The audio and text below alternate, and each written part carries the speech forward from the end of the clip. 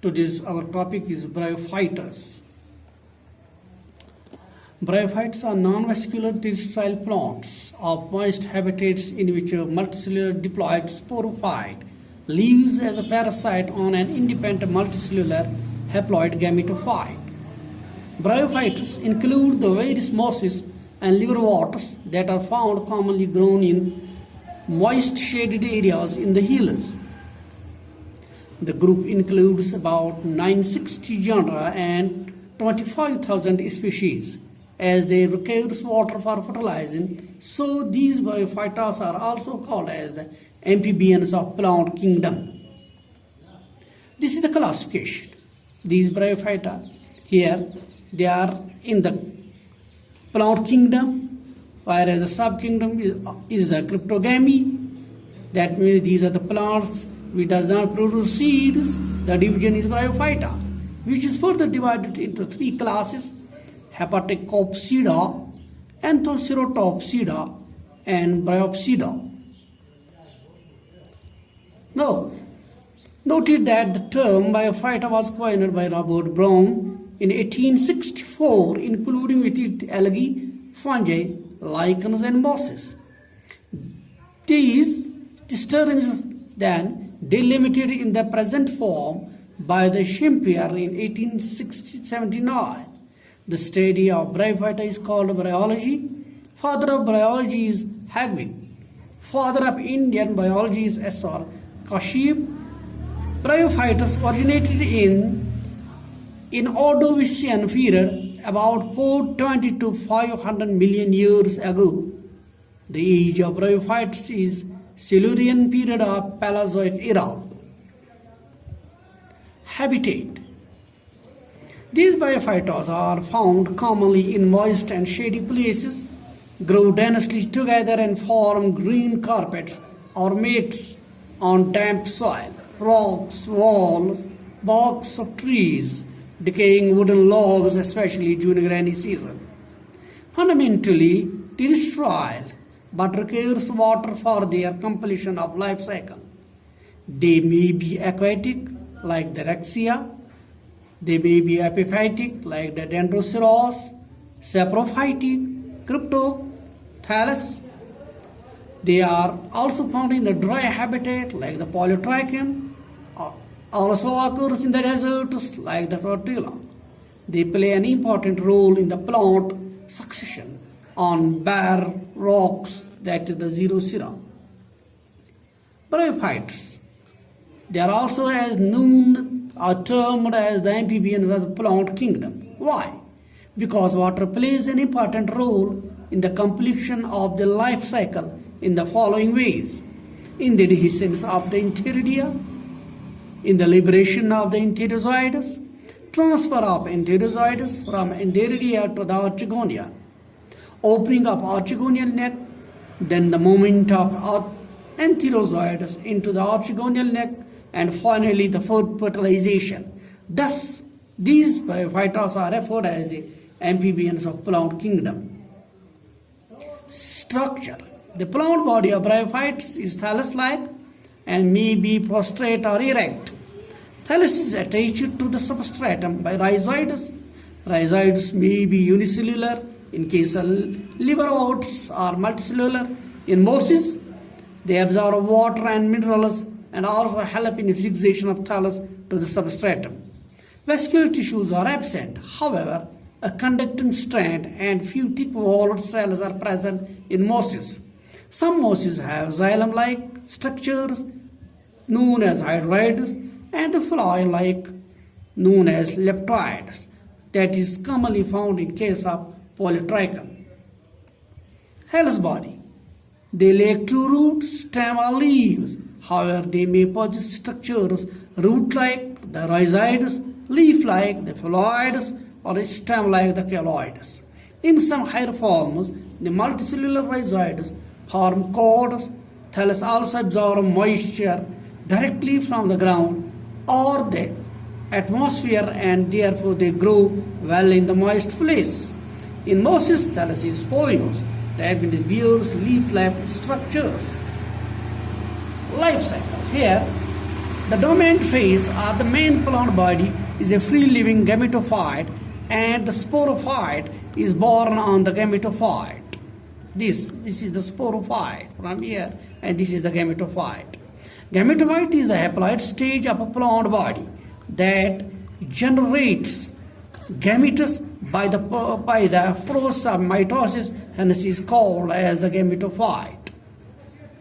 Sporophyte consists of three parts. The capsule is here on the top, then it is the seta, and it is the foot. Inside the capsule, the spore mother cell undergoes meiosis to produce haploid spores. The wall of the venter forms calyptra, which provides a protective covering to the developing sporangium. This is the venter here, and these are the calyptra, which gives the protection or which gives the support to this structure. The sex organs are multicellular. Male antheridium produce many biflagellated antherozoids, and whereas the female, that is archegonium, which is floss-shaped here, produces the single egg here inside it.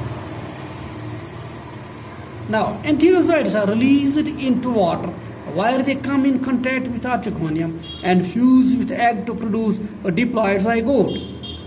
This zygote does not undergo reduction division or meiosis immediately, but on division it produces a multicellular body called the sporophyte, which was shown just before.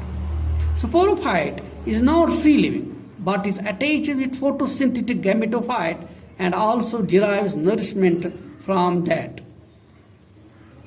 Some cells of the sporophyte undergo reductional division, that is, the meiosis takes place to produce the haploid spores.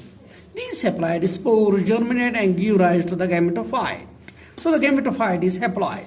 In Bryophytes, gametophyte is dominant, green, haploid and independent phase, whereas the sporophyte is diploid, recessive, and partially dependent on gametophyte. Thus, Bryophytes show heteromorphic alternation of generation. That is, first it is the gametophyte, haploid, then it becomes sporophyte, the diploid. Haploid phase, it goes into the diploid, then diploid again goes haploid, and in this way the alternation of generation takes place here. It is shown here. This is the man body, the gametophyte, which is the man plant body. It produces or it gives rise to this sporophyte. This is the capsule. Inside the capsule there are spores where the meiosis takes place. Then the spore germinate, forms this protonema. This gives rise to the rhizoid.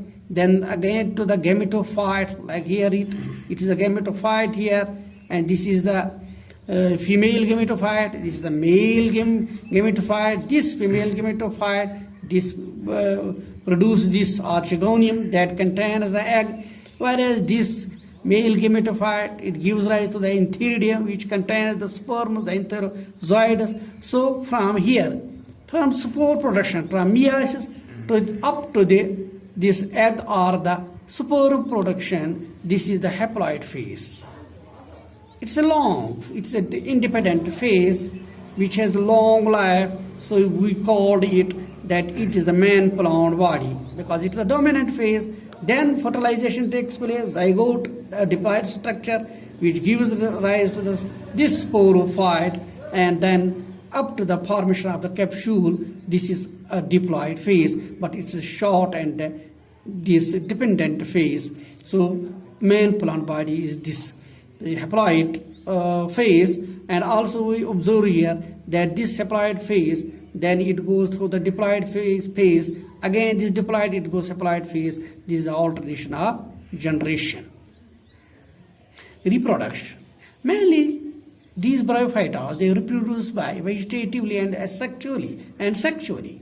Vegetative reproduction takes by the fragmentation, the formation of innovations, as bryophytes are considered the innovation labs, tubers, adventitious branches, gemmy, and formation of secondary protonema. This gemmy, it is the important way of this reproduction in case of bryophytes, a man character. These are the multicellular green bodies of definite form originating from a single cell but may be by a multicellular at the time of release.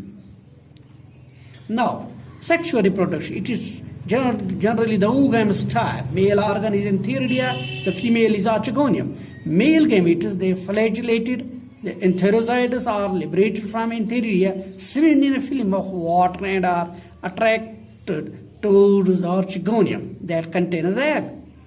These enterozytes, they enter into the archegonia and fertilize the egg, results in the formation of the zygote. Zygote then develops into the sporophytic plant body, that is the sporogonium. Now the first class is the Hepaticopsida. These are commonly known as liverworts. The plant body, the gametophyte, it may be thallus or pholis type, unicellular and branched, smooth-walled and tuberculated rhizoids. Sex organs, they are present on dorsal surface of thallus. Sporogonium, that is a sporophyte symbol represented by capsule only in Rixia, or differentiated into foot, seta and capsule, that's in case of Marchantia.